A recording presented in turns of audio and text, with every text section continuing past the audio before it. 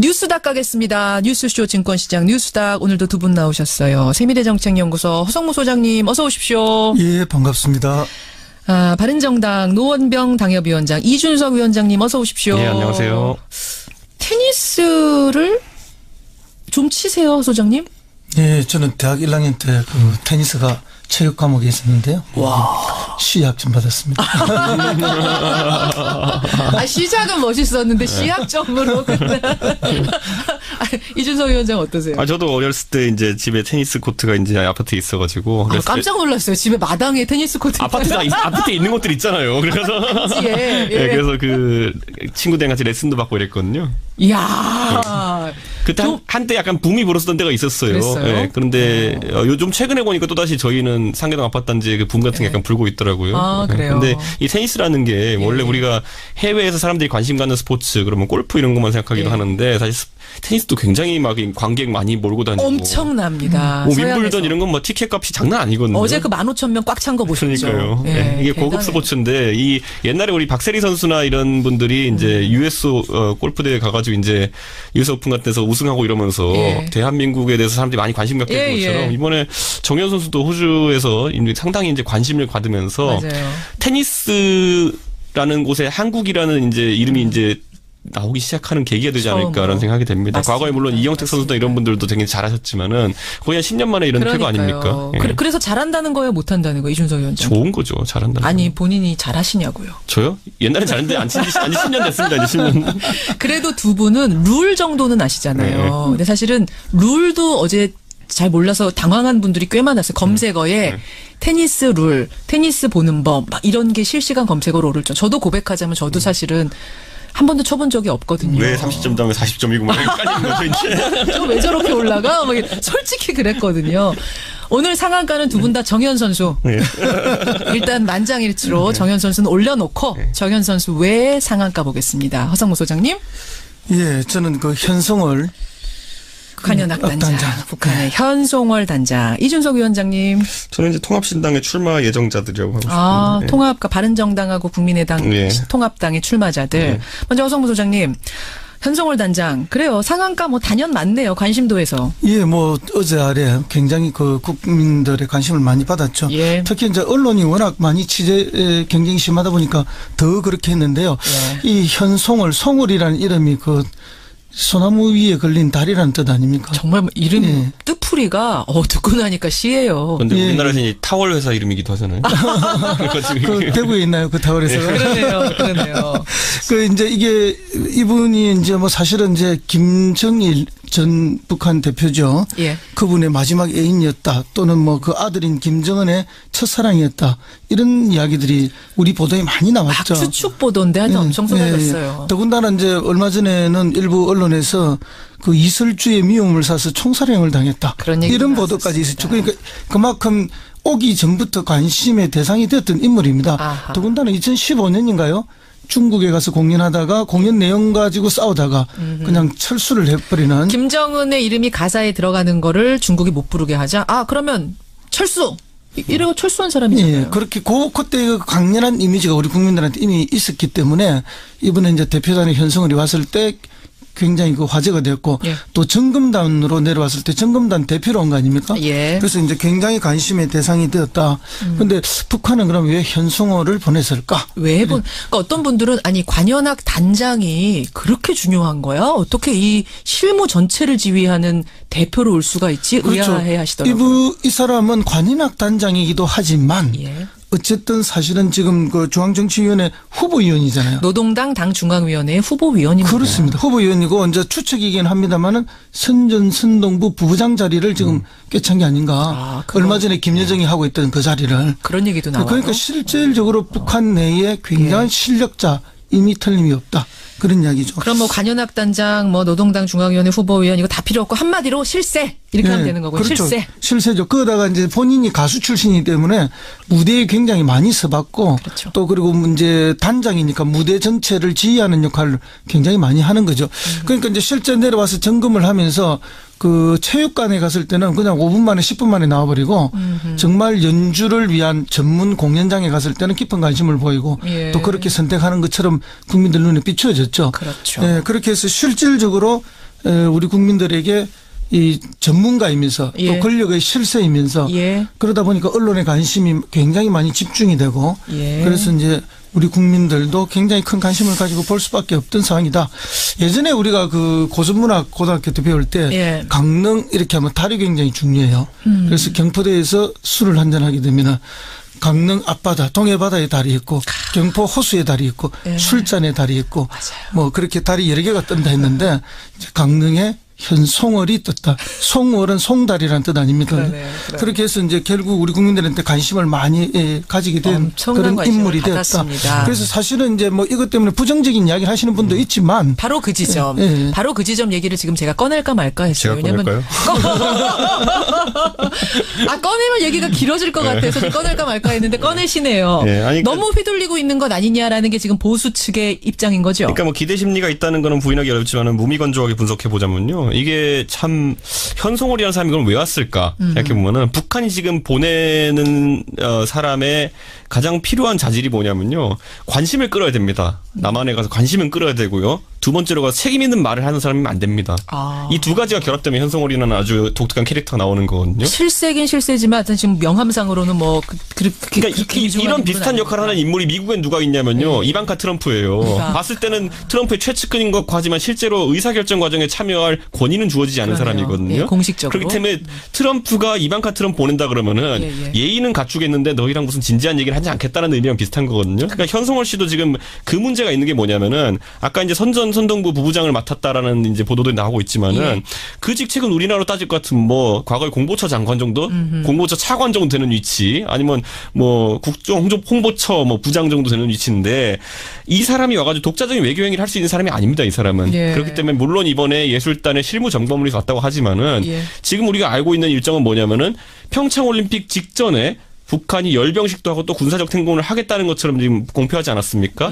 그때까지 북한은 약속할 수 있는 게 아무것도 없습니다. 그렇기 때문에 오히려 이런 부분에 있어가지고 정치적인 비중은 적지만은 관심 많이 받을 수 있는 사람을 골랐다 보니까 저는 현송월 단장이 왔다는 생각을 하게 됩니다. 그렇게 분석할 수도 있는데요. 그는 역대 남북 회담이나 남북 접촉에서 북한 대표단이 관심을 안 받은 적이 없습니다.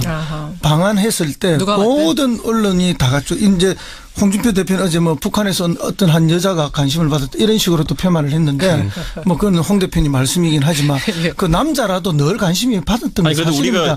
그렇기 때문에 북한 대표단이 내려왔을 때 그 돌아갈 때까지 내내 대한민국 뉴스에는 북한 대표단 이야기만 있었던 게 사실인데 이번만 뭐 이렇게 그것 때문에 문제가 되고 그때는 문제가 안 되었다 이렇게 말하는 것은 이번 그 남북 간의 올림픽을 앞두고 일어나는 일을 자꾸 그 고춧가루 뿌리고 싶은 그 심정들이 조금. 자, 그러면 제가 이것도 좀 꺼낼까 말까 또 망설여지는데 일단 확인만 하겠습니다. 두 분 입장. 아이스하키 팀 단일팀 구성하는 것에 대해서는 개인적으로 어떤 입장이신지 확인만 해주세요. 저기 이준석 위원장 우선. 저는 우선 뭐 항상 이제 정부에서 원칙 세울 때 당사자들을 생각한다는 원칙을 세웠다고 하면은 이번에 하키팀 선수들도 이민지 선수를 비롯해가지고 반발하는 분들이 좀 있고 감독이 당장 우선 불편하게 생각하지 않습니까? 감독이 이제 이번에 말을 어제 인터뷰를 보니까 그러니까요. 이제는 뭐 받아들이는 것으로 말을 바꾸긴 했습니다. 정부에서 그렇게 하라고 하니까 어쩔 수 없이 하는 거지만 초기에 나온 거 보면은 북한 선수들이 도움이 되는지도 모르겠고 선수들 팀워크 해친다라고 이제 명백히 이야기하지 않았습니까? 그런 상황 속에서 과연 누구를 위한 이런 선발인가에 대해 가지고 반대입니다. 저는. 허 소장님. 그런 지점을 뭐 충분히 지적할 수 있다고 봅니다. 이제 근데 우리 선수들의 기회 박탈 문제를 가지고 굉장히 많이 이야기를 하는데 예를 들면 이게 완전히 기회가 박탈돼서 국가대표 자격이 없어지고 출전 자격이 없어지는 게 아닙니다. 여러 게임을 게임마다 서너 명을 교체를 하기 때문에 결국 5게임 뛸 선수가 4게임을 뛰게 되는 거죠.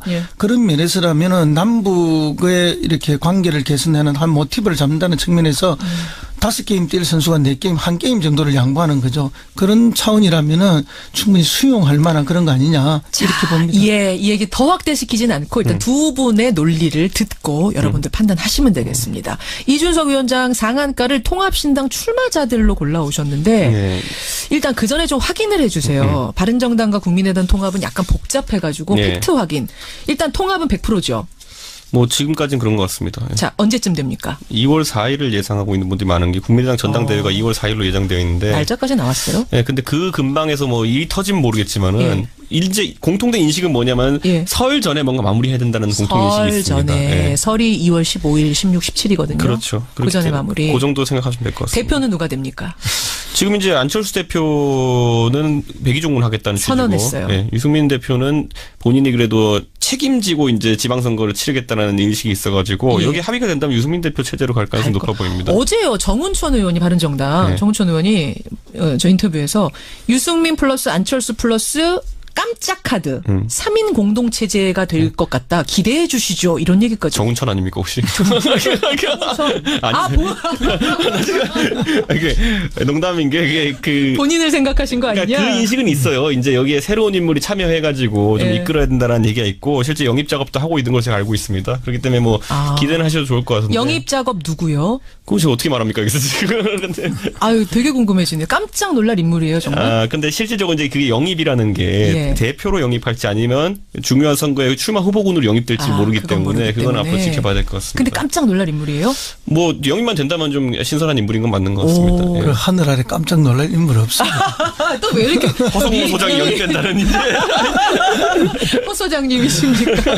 알겠습니다. 근데 통합신당의 지방선거 출마자들이 왜 상한가요? 이게 보시면요, 이제 그 아마 청취자분들이 들으시면서 약간 좀 의아하셨던 부분이 최근에 통합신당 지지율이 10% 미만이다 아니면 뭐 그 지난 조사에 18% 이상이었다 이런 게 왜 중요하냐를 이제 보시는데 15%가 마의 15%라고 15%를 넘기는 순간 지방선거에서 기초의원들 있잖아요. 우리 보면은 기초의원. 그러니까 구의원들이나 아니면 시의원들 같은 경우에 그렇죠. 기초의원들은 중대선거구제를 하기 때문에 3명씩 뽑고 4명씩 뽑고 이럽니다. 보면 한 선거구에 그랬을 때 한 자리가 생기냐 안 자리가 큰 차이가 납니다. 근데 지방선거라는 거는 당 조직을 갖춘 데 있어가지고 몇백 명의 이제 기초의원 당선자가 있으면은 당 조직이 갖춰지는 거거든요. 그렇기 때문에 지금 저만 해도 제가 지역구 책임자를 맡고 있어서 그렇지만은 이 여론조사 한번 나올 때마다 동네에 좀 정치 관심 있으신 분들이 갑자기 이제 막 새해 복 많이 받으시라 전화 오고 이런 경우도 있어가지고 기초의원, 구의원 이런 거 이제 노리시는 분들. 그 10%와 15%, 20% 차이는 매우 큽니다. 그 기준 어느 정도를 당선권으로 봐요? 보통은 기초의원은 한 15% 정도 당 지지율이